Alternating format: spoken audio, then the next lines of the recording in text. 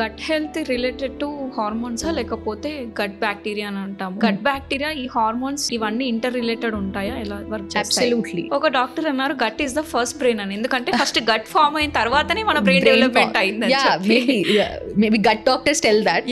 నేను హార్మోన్స్ కానీ ఏదన్నా చూస్తే పీరియడ్స్ అనేది నీ ప్రోగ్రెస్ షీట్ లాగా, ఆ మంత్ లో నీకు లైఫ్ స్టైల్ ఎలా ఉందా అనేది పీరియడ్ లో తెలిసిపోతుంది. Exactly.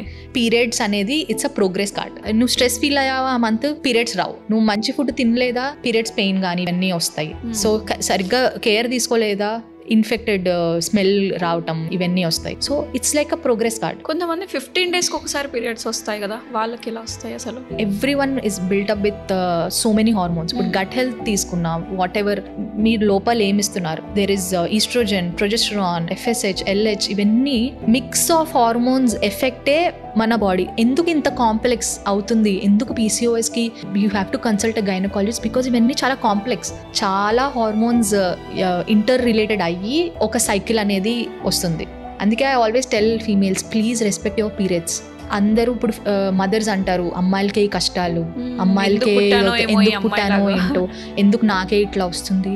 It's a beautiful cycle. Periods రానోళ్ళని అడగండి దానివల్ల వాళ్ళు ఎంత బాధపడుతున్నారు. If you're getting periods you are lucky.